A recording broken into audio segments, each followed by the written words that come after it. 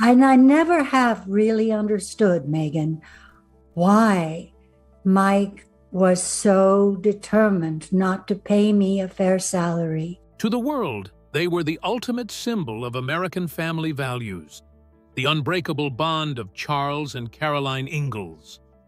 For 9 years, we watched them weather storms and hardships with a smile. But behind the sun-drenched hills of Walnut Grove, a much darker storm was brewing.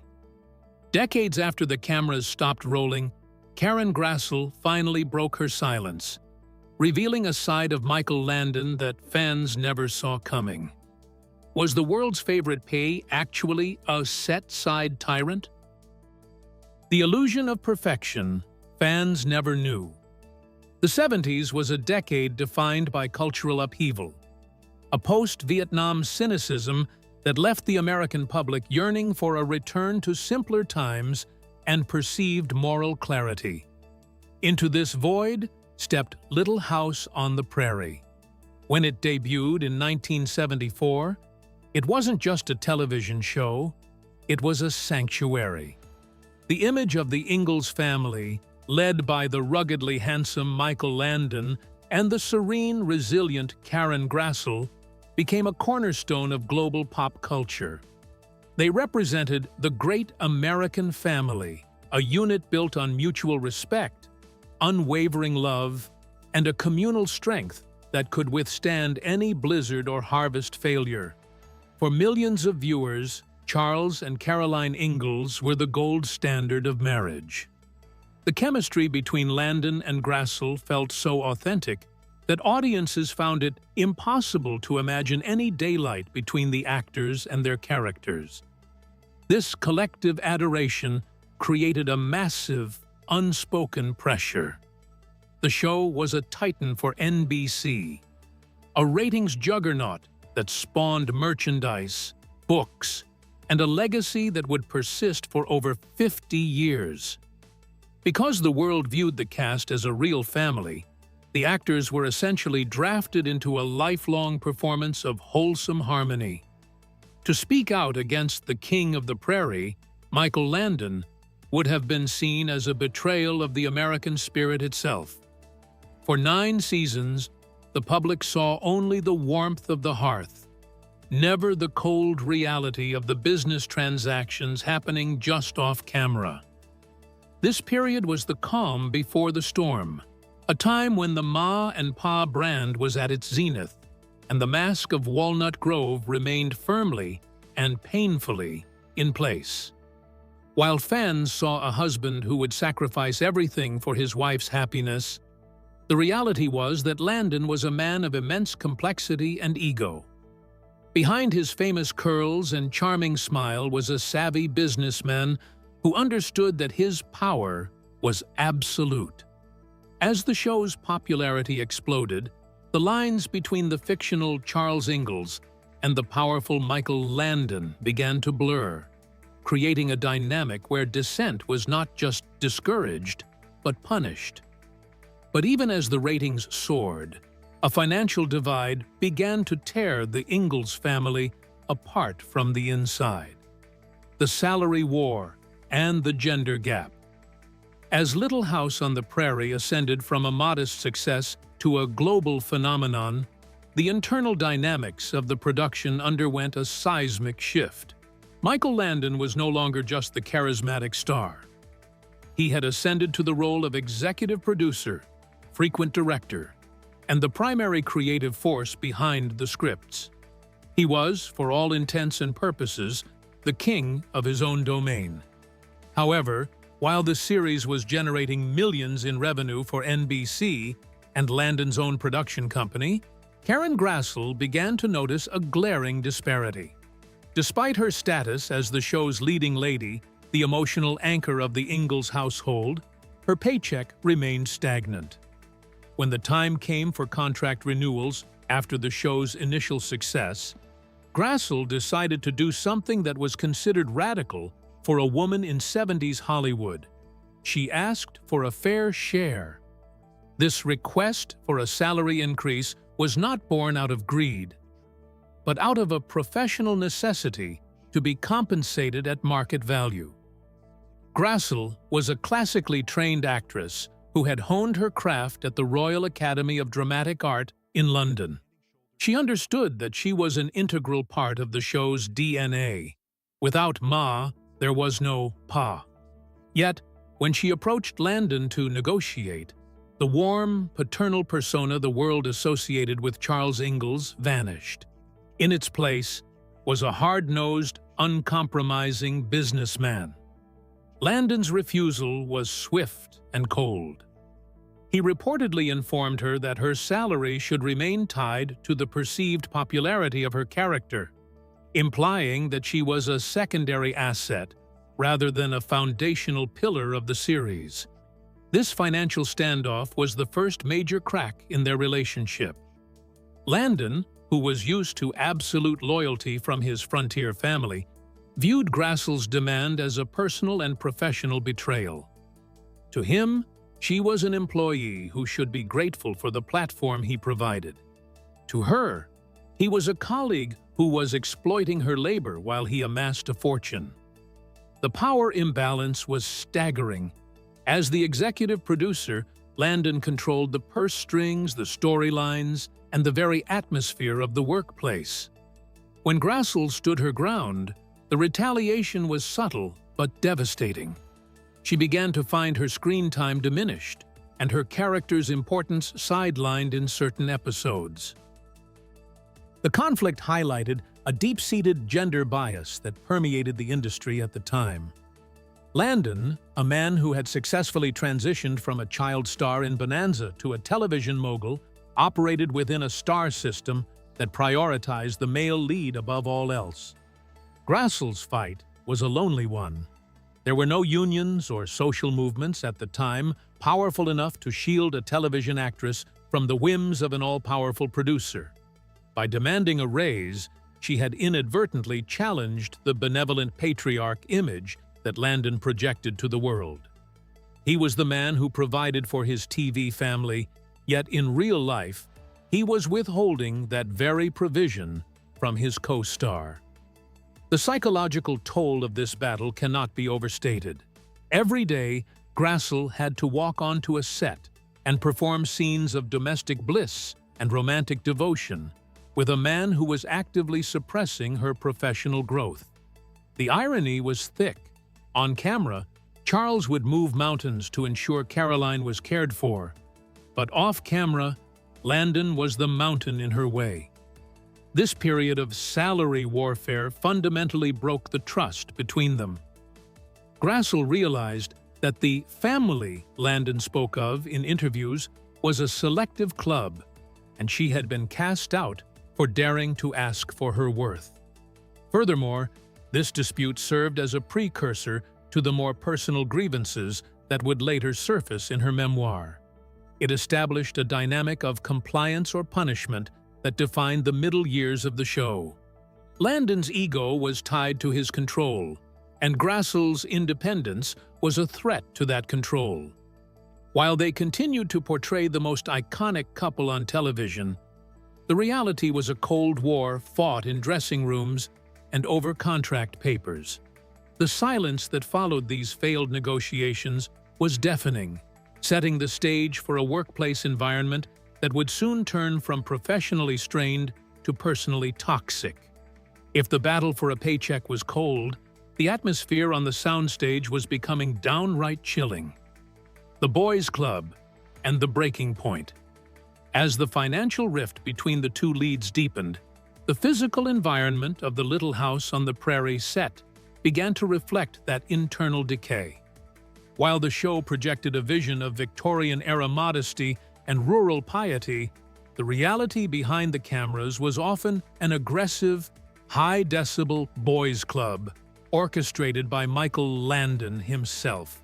In her 2021 memoir, Bright Lights, Prairie Dust, Karen Grassle peeled back the layers of this manufactured wholesome image to reveal a workplace culture that was frequently crude, exclusionary, and psychologically taxing.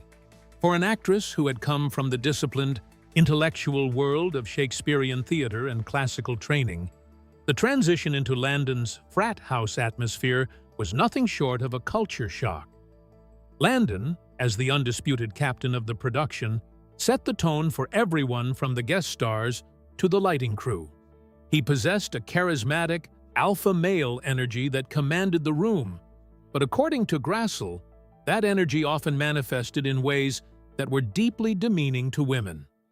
She recounted how Landon would frequently engage in locker room talk, telling off-color jokes and using foul language that seemed designed to assert his dominance over the space. This wasn't just a matter of a few misplaced words. It was a pervasive atmosphere where the male gaze and male humor were the law of the land.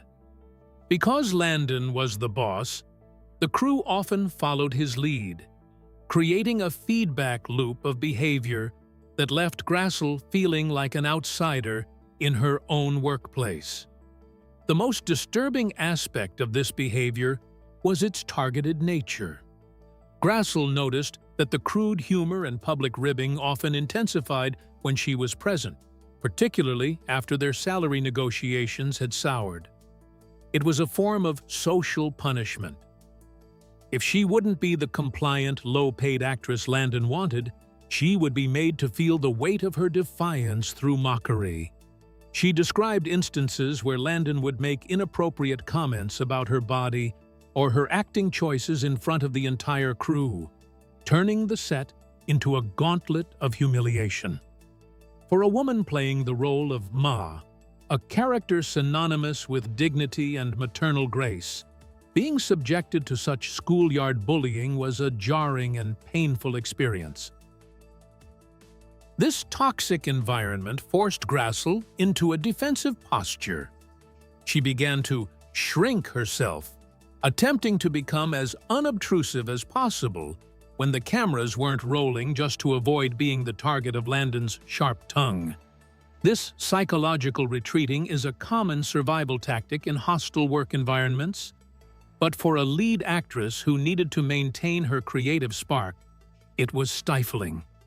She felt a profound disconnect between the woman the world saw, a wife who was cherished and respected by her husband, and the professional woman who was being belittled by her employer.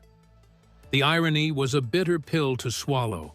The very man who was winning awards for portraying the ultimate family man was, in her eyes, the person most responsible for making her work life miserable. The shocking nature of these revelations lies in the specific details of the power moves Landon would make.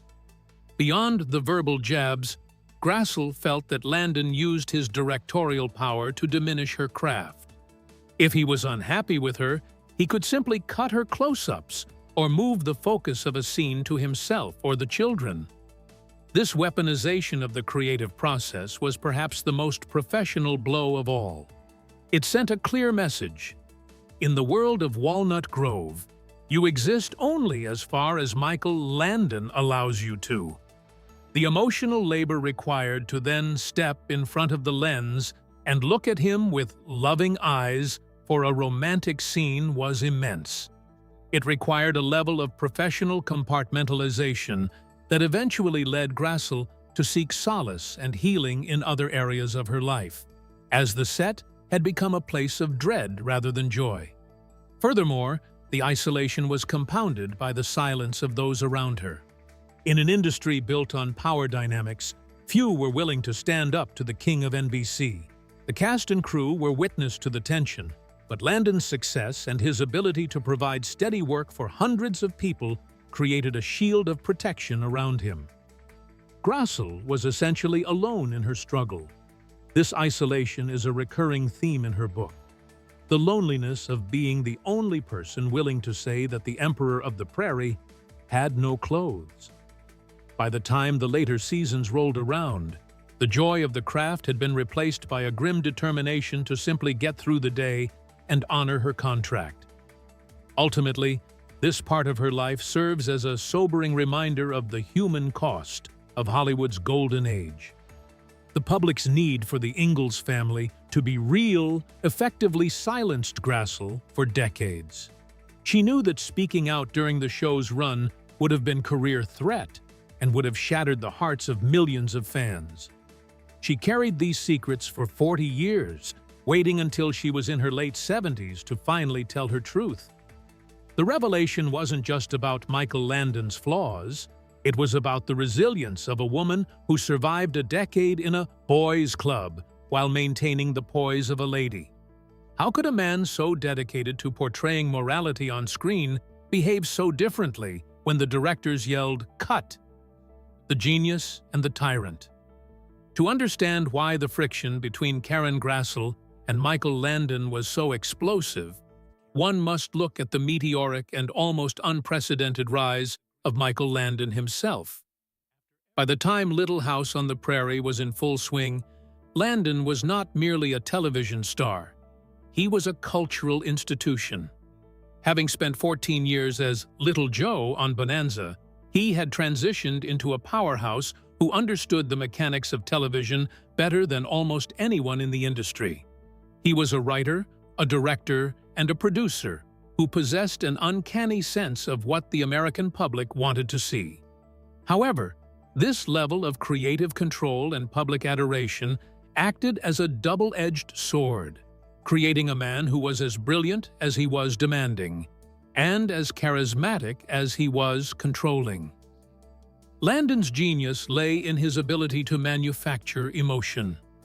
He knew exactly how to light a scene, how to score a moment, and how to write a script that would tug at the heartstrings of a global audience. He was the auteur of the prairie, and his work ethic was legendary. He was often the first person on set and the last to leave, obsessed with every detail of the production.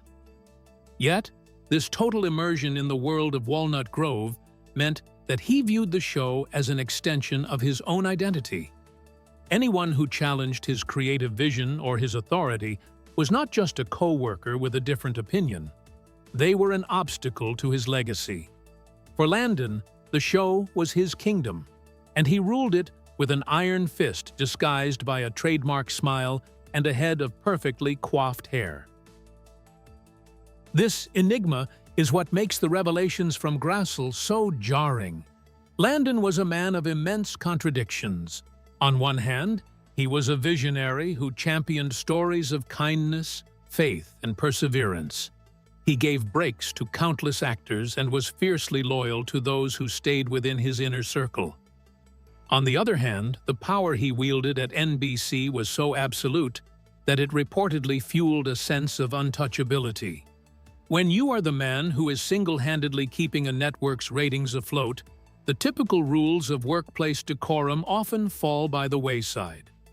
Landon's ego was fed by a system that refused to say no to him, which likely contributed to the locker room atmosphere Grassle described.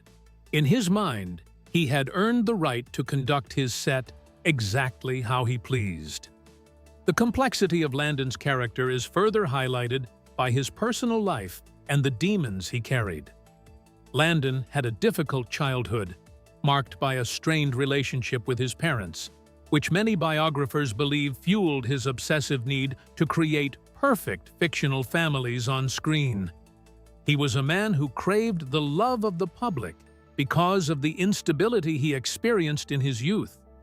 This psychological backdrop suggests that his need for control on the Little House set was perhaps a defense mechanism, a way to ensure that the world he built remained safe and under his command. However, for those like Grassle, who were caught in the gears of that command, the genius of Michael Landon often felt like a suffocating weight. Furthermore, Landon was a master of public relations. He knew that his brand was built on Pa Ingalls, the ultimate moral compass. He went to great lengths to maintain this image in the press, often portraying the cast as one big, happy family. This created a gaslighting effect for anyone experiencing the reality of his temper or his exclusionary behavior. How could you complain about a man whom the entire world viewed as a saint? This is the core of the Landon enigma. He was a man who truly believed in the values he put on screen. Yet he struggled to apply those same values to the professional women he worked alongside. He was a pioneer of television who simultaneously clung to outdated patriarchal modes of leadership. As the years progressed, Landon's power only grew. With the success of Highway to Heaven following Little House, he proved that he had the Midas touch. But this success also isolated him. Very few people in his life were willing to tell him when he was wrong or when his behavior was inappropriate. Grassle's memoir acts as the first real crack in that polished armor, offering a nuanced look at a man who was capable of great beauty and great coldness. He was a man who could write a scene that moved millions to tears and then turn around and use his wit to bring a co-star to the verge of tears for a very different reason. Ultimately, the Landon that Grassle reveals is not a villain in a two-dimensional sense, but a deeply flawed human being who was given too much power with too little accountability. He was a product of a Hollywood era that worshipped the great man theory of production, where the vision of the male lead justified any means necessary to achieve it. Understanding the Landon enigma is essential to understanding the Little House legacy. It reminds us that the art we love is often created in environments that are anything but artistic. It forces us to reconcile the man who gave us Pa with the man who made Ma feel invisible. But while Landon was building his empire on the prairie, who was the woman behind the bonnet? And what did she sacrifice to stay there? Beyond the bonnet. To truly understand the friction on the Little House set, one must look at the woman beneath the iconic calico bonnet. Karen Grassle was not just a lucky newcomer plucked from obscurity. She was a formidable, classically trained talent whose professional pedigree far exceeded the standard requirements of 70s television. A graduate of the University of California, Berkeley, Grassle had been awarded a prestigious Fulbright Fellowship to study at the Royal Academy of Dramatic Art in London, one of the most elite acting conservatories in the world. When she walked onto the set of Walnut Grove, she brought with her a deep intellectual approach to the craft, viewing Caroline Ingalls not as a two-dimensional housewife, but as a complex woman of the frontier.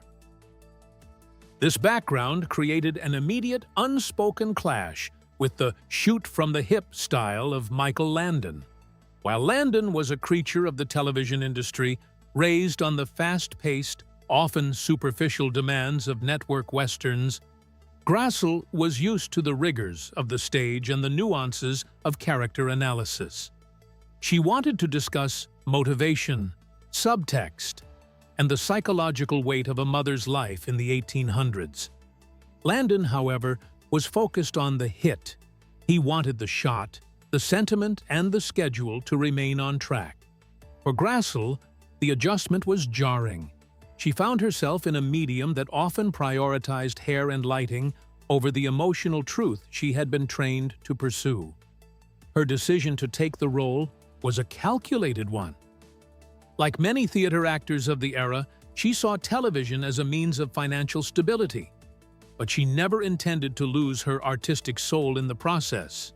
However, the immense fame that came with playing Ma proved to be a gilded cage. As the show became a cultural phenomenon, the industry began to see Grassle and her character as one and the same. This was a source of profound frustration for a woman who had played Shakespeare and Ibsen. She was trapped in the image of a soft-spoken, selfless pioneer woman, while in reality, she was an intellectual, a feminist, and a woman who struggled with the pressures of sudden, intense stardom.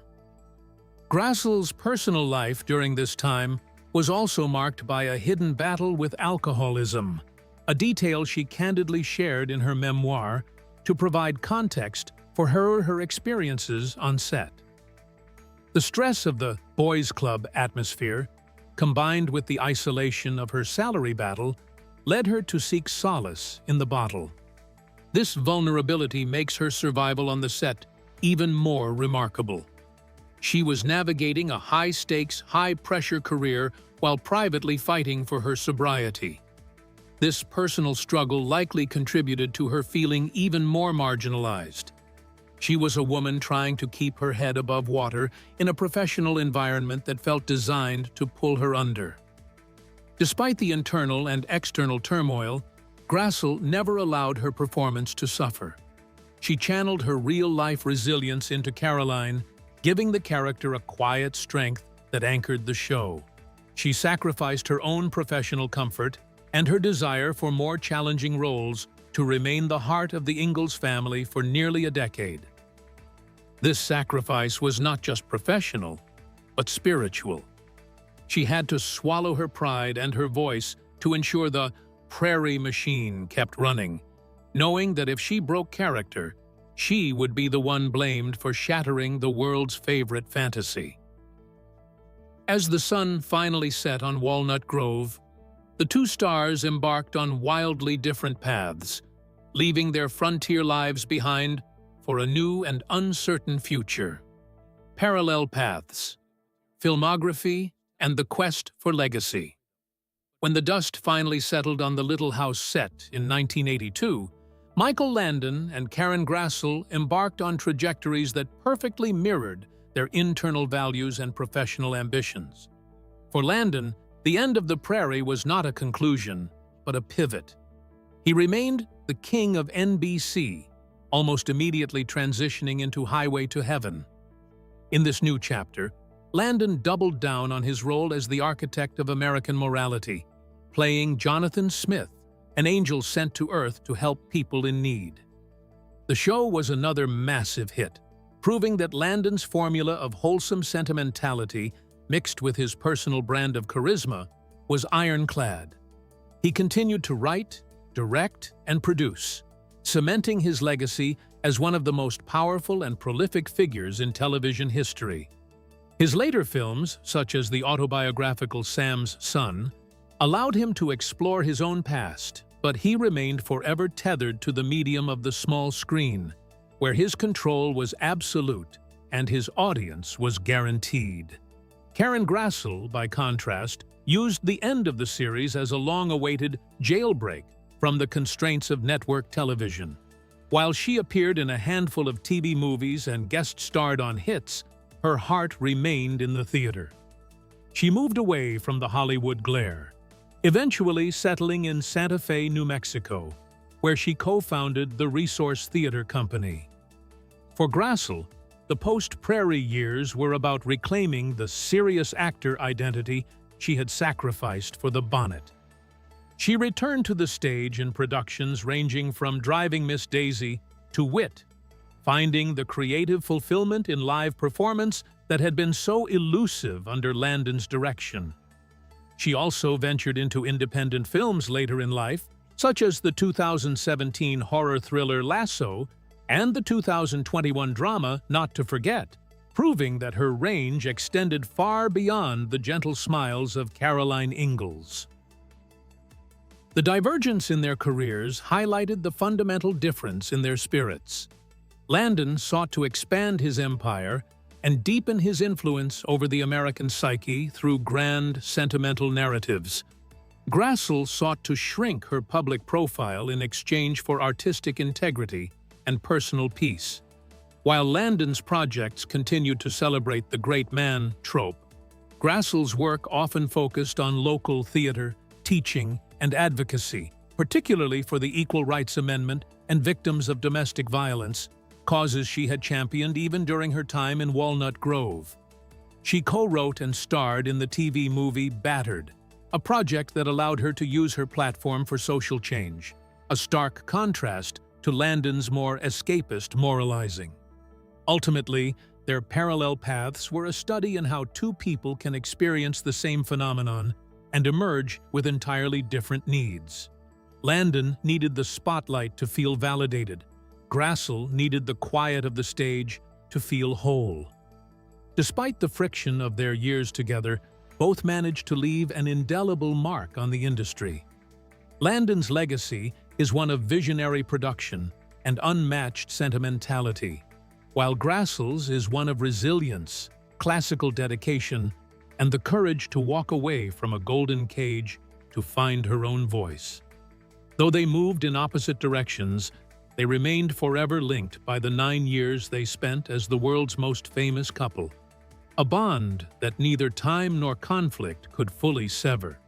But as the years turned into decades, the distance between them began to feel less like a chasm and more like a bridge waiting to be crossed.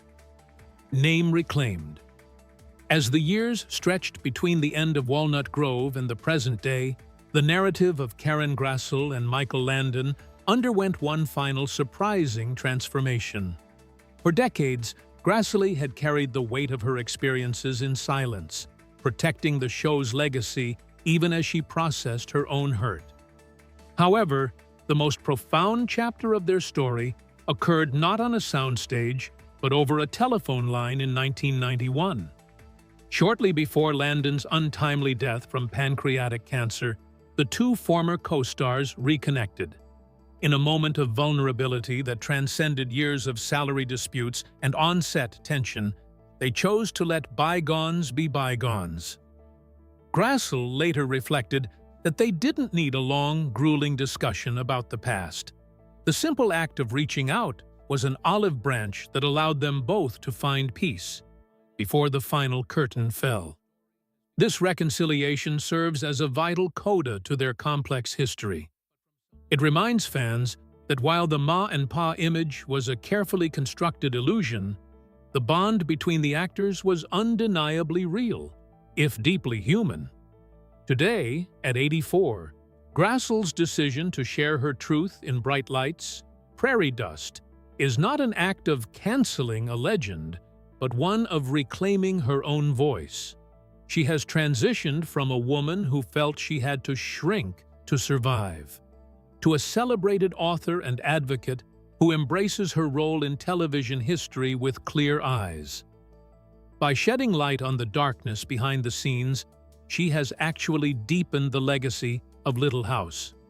She proved that the strength fans admired in Caroline Ingalls was present in the actress all along, a strength that allowed her to survive the storms of the prairie, the ego of a titan, and the silence of a lifetime to finally tell her story. If you enjoyed this deep dive, subscribe to our channel for more. Thanks for watching.